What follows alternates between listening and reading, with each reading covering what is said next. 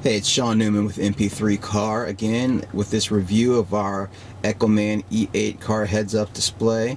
I wanted to go ahead and put together a quick installation video to show you just how easy it is to get started. Now, the first thing you obviously want to consider is the placement of the device, making sure you have ample dash space. And what I'm going to do here is just mount this in a temporary location right here on the corner of the windshield.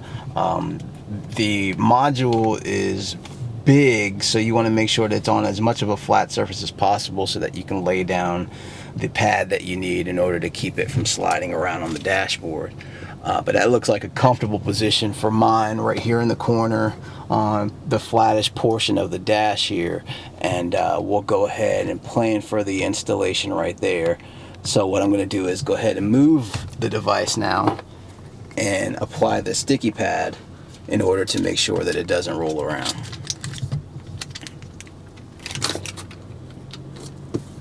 Alright, so the back of the sticky pad plastic has been removed. I've got it in place, and I'll just peel off the top, making sure that of course the dashboard is clean and that you have a nice even surface. Then I'll just put the module on top. You'll always want the IR and the power, or the OBD-II connection in the front, in order to make sure that it's orientated the right way. So now we've got that seated onto the sticky pad, and we're at the point now where we can go ahead and install the OBD-II cable, which we'll go ahead and do now. Now, I'm sure most of you know where the OBD-II connector is, but I'll go ahead and show where I'm going to be placing it. This is a 2008 Honda Pilot that I'm doing this installation in, so I'll show you where it is underneath the dash. If we just go up under here, you can see that my connector is right here, kind of facing towards where the radio would be. I'll zoom in here just a little bit so you can see that connector right there.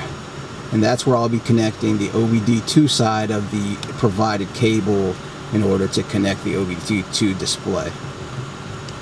So now we've got the OBD-II cable underneath plugged in, and I'll go ahead and insert the cable on the heads-up display side. So you'll notice that it had a chime here, and we should be all set. Now it looks like I've actually installed this upside down. So let's go ahead and reverse that. Parking mode enabled. Excuse me, that's my digital camera.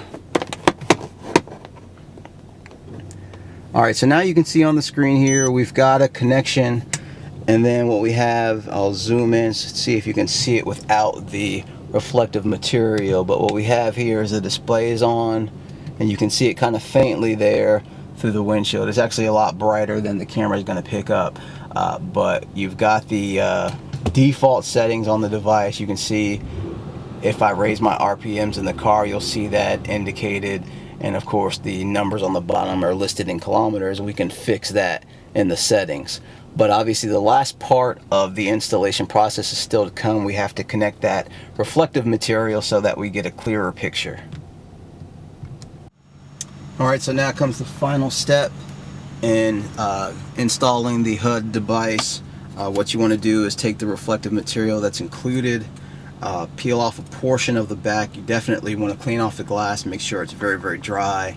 And what we'll do is we'll peel off the back side that connects to the windshield, and be very, very careful in putting that on there.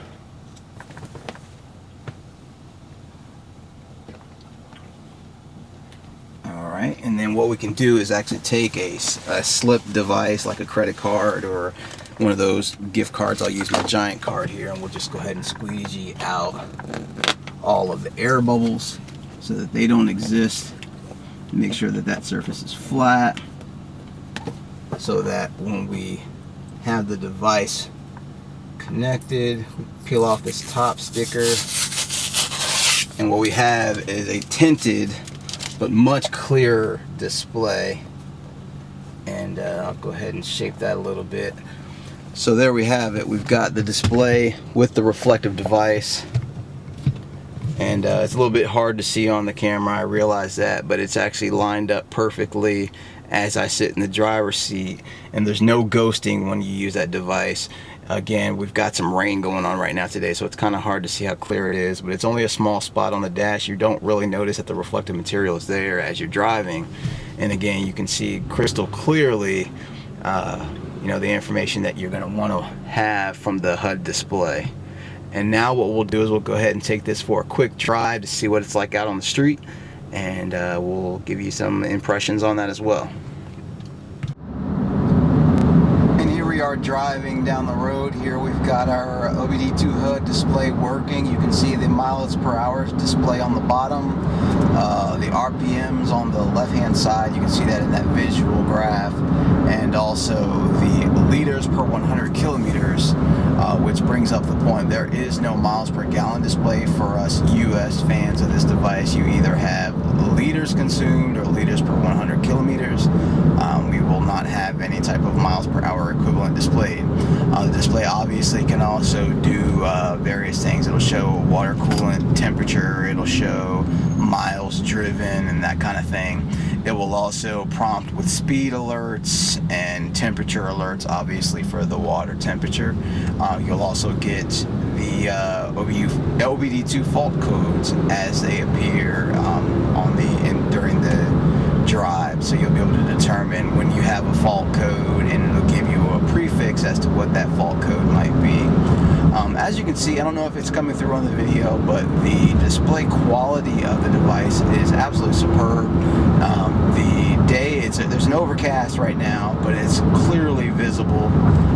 I can see, the full color of the display, and it's got enough of the transparency that I can still actually not be distracted by that display. Overall, beside the fact that I had to move it over towards the center of my dash area in order to make it physically fit and be able to use the reflective display, overall I'm impressed with the Echoman device. It seems to be a little bit brighter than the competing unit that you'll hear more about in the other review, but overall I do like the fit finish. I actually like the configuration menu on this one a lot better. Of course I can't fool with it right now as I'm driving, but it's much easier. There's no code that you have to go look up in order to determine what you're setting. You just kind of go through the settings menu and it shows you the setting, and then you move the dial or use the remote control in order to change that setting. So overall, I'm more impressed with this Echoman device.